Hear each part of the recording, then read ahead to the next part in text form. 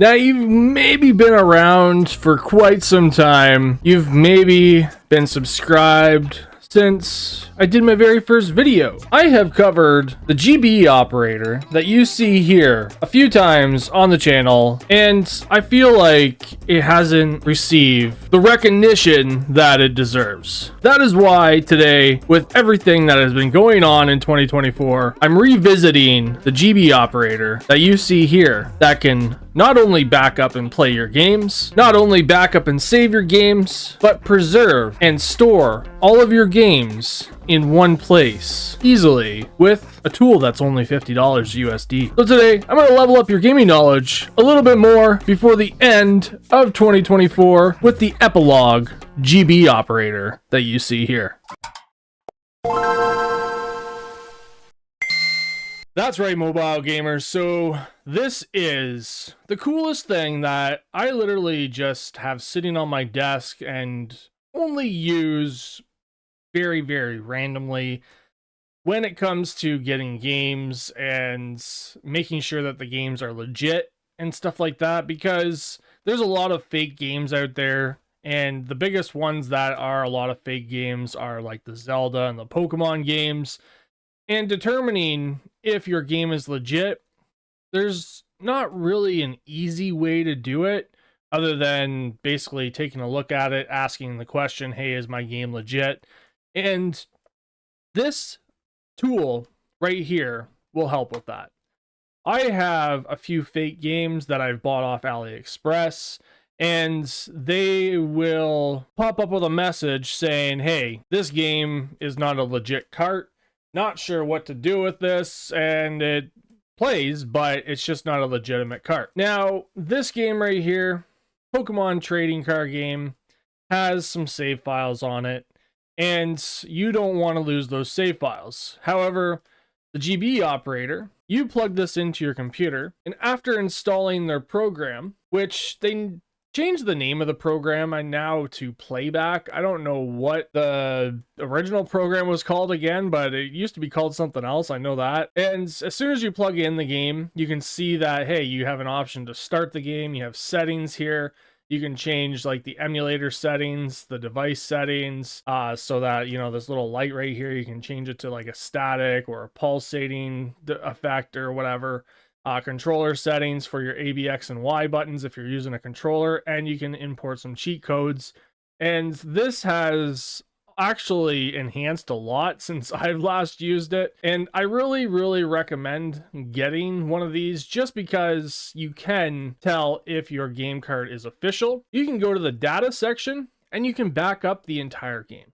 So if I click this start button, for example, it gives me the option to basically dump this cartridge anywhere I want on my computer, and it actually recognizes if it's a GB game or a GB color game, and it says if it's a SGB enhanced game or not, and that is a really cool thing that it does. And it actually tells you where it's from and all that fun jazz. Now, when it comes to fake cartridges, which I'll show you in a minute, it's not going to allow you to fully get the game data and all that kind of stuff. However, the other cool thing that I really like about this is backing up your saves. Now, your game saves are based off of the game name itself. So for example, if I were to erase all of this, for example, and save it as Pokemon trading card game, this will back up the game save that is currently on this card. However, if I started playing this game, for example, and I wanted to like save it at a different save point, I could back up that game save again and then give this another variable, like a number 2, for example, and that'll be my second game save. So it'll store your game saves. The reason why this is good is because these cartridges, eventually they die, the battery dies in them, and you lose your game save data forever once that happens. I know you can change your batteries in these things, but eventually these cartridges will stop being readable by anything. Not saying it's going to happen anytime soon, because we're still, you know, 30-ish plus years into owning a lot of these kind of devices, and these cartridges, if they were taken care of well, still are readable. But 100 years from now, when a next generation comes around and they want to learn the history of gaming and they try to play one of these, they might not be readable unless somebody has really stored them really well, or they're in the garbage at that point, depending on where things go in society. So backing up your game saves is really flipping cool. The other reason I think that's really cool is because you can actually upload a game save. So say you have a game save that you've backed up, you started playing this and you're like, crap, I did something wrong. I could re-upload that game save and play it again. Now, obviously, you know, that's where emulation comes into play and all that kind of stuff. And that's why I like this, is because I can dump all of my physical game cartridges and then play them all in one place from the games that I own in one place that I've paid for, saved digitally in a digital era where we live these days, and keep them for eternity. And then keep these just basically on my shelf if I want to, for collecting purposes, for historical purposes, for whatever purposes. Maybe I just don't even want them anymore. Maybe I want to sell them. Who cares? Because, you know, these games, if I sell them after, is it immoral to have digital backups of them? I don't think so. You can't walk into a store anymore and buy any games anymore like this. You can go into pawn shops and they want to sell you them for overpriced prices.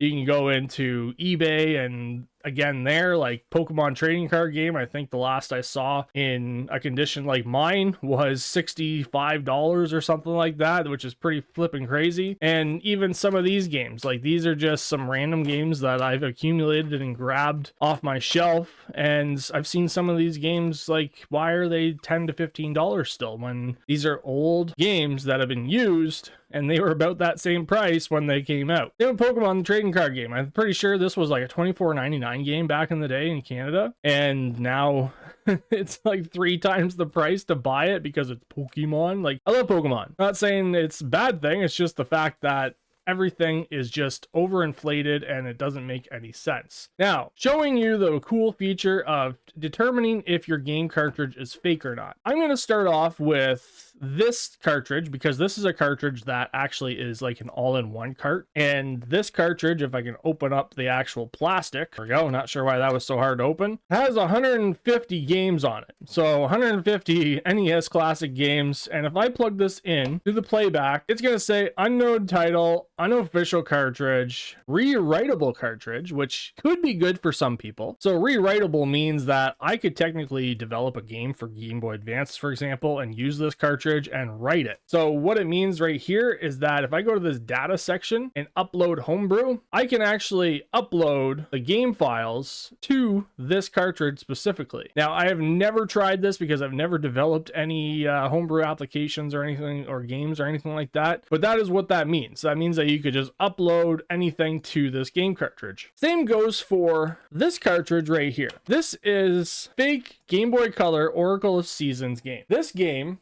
right here is something that I bought off AliExpress months ago just because I wanted to check things out.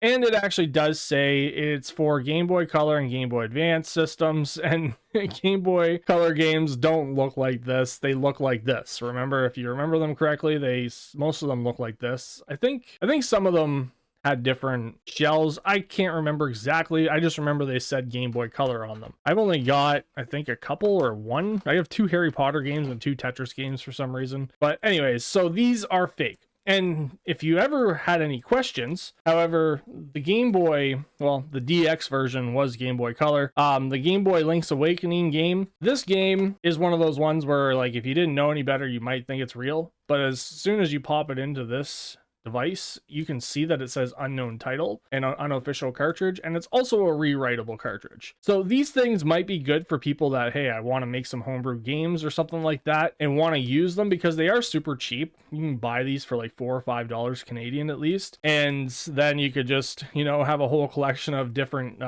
you know, rewritable cartridges or something. Maybe the company will cut you a deal if you buy more, and then you can make your own games, slap a new sticker on it and say, hey, I made my first Game Boy game, which was something that people do, which is really cool. Again, that is something that I really like about this GB operator, because you can do stuff like that. But can you play them? So if I go start on this game, integrity checked failed. We're able to confirm the integrity check. Do you want to proceed? Your game might not play or save properly. You can try cleaning or reinserting the cartridge into the device. And as you can see here, yeah, it is playable. And I could use my mouse and keyboard and all that kind of stuff with this and still play it, it seems. However, it's not really something that I would want to go out of my way to, you know, play on my computer, because there is so much emulation out there, and I love emulation, but if you wanted something to play like your actual games on and stuff, then you go ahead and, you know, enjoy doing so. But this is just a tool that I like personally for the sake of backing up my saves, backing up my games, and playing them on my emulator devices, which a lot of you might want to do as well. So that is why I'm doing this, is because a lot of people ask me, hey, as you can see, I think the game actually just froze. Yeah, the game froze. So it's not an official cartridge. It froze. It's not playing. And I think it's because it's not an official cartridge, which is kind of unfortunate. But a lot of you ask me, hey, where do I get games? And how do I play my dumped games and all that kind of stuff? And it's like, well, this is one of the ways that you could do it. I've showed another way, which is using the Hyperkin Smart Boy, which is something where you plug your phone into and then you use like an emulator anyways. But what it does is it dumps the game basically onto your device, and then you can actually continue where you left off, which is kind of a funny thing that they sell that. Now that thing is a little bit cheaper than this, but it doesn't do Game Boy Advance games. And yeah, I didn't show you a Game Boy Advance game, but the same thing goes for Game Boy Advance games. And if it doesn't read, it'll actually tell you, hey, there's something wrong with the cart, or there's something that you need to do with it. But as you can see here, again, it does show you on the screen that it's an official cartridge. You can back up your game save data if there is any game save data in there, which I don't think this game actually has any. Now, I think maybe the Sims game still has some game save data on it. And yeah, it does. So as you can see here, game save data, it says it's Sims 2, US, Europe. So it's a dual, you know, country game. And I think most of those games were. And you could just start the game and start playing it if you really wanted to. And it will pop up with a message saying, hey, the integrity is fine. And it's, as you can see on the top right hand side, it's loading the game and everything is all fine and dandy. Again, I'm doing this again just because I think game preservation is something that companies need to understand. Nintendo, you need to understand that game preservation is part of life in 2024.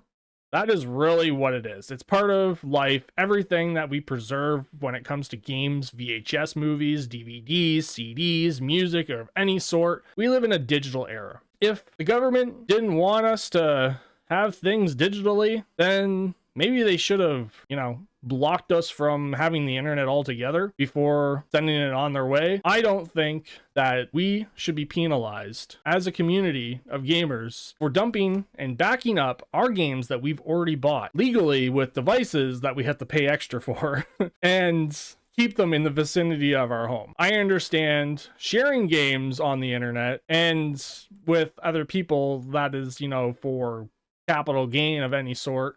But doing this in the own vicinity of your own home, even if you backed up a CD, for example, and your CD was scratched all the crap and you threw it out and all those files are still on your computer, I still believe that is allowed because it's in my home. I'm not selling it. I'm not reproducing it. I am backing this up, keeping it safe forever so that I can play these games on anything I want, including even my original hardware with flash carts like the Easy Flash Definitive Edition, for example, or the Easy Flash GB, I don't remember what it's called, but it's the one for the Game Boy. Any of those flash carts, dumping all of these, putting them on those, and then playing them wherever is amazing. But I like emulation now, and I still play original hardware sometimes, but honestly, emulation is where it's at. Have a nice day, guys. I hope you enjoy. Get yourself a GB operator if you have a lot of games like me. These are only some of them. I have a whole bunch on my shelf that I just don't really touch anymore because I like to just have them because I collect things too. See you next time. Love you all. And bye-bye.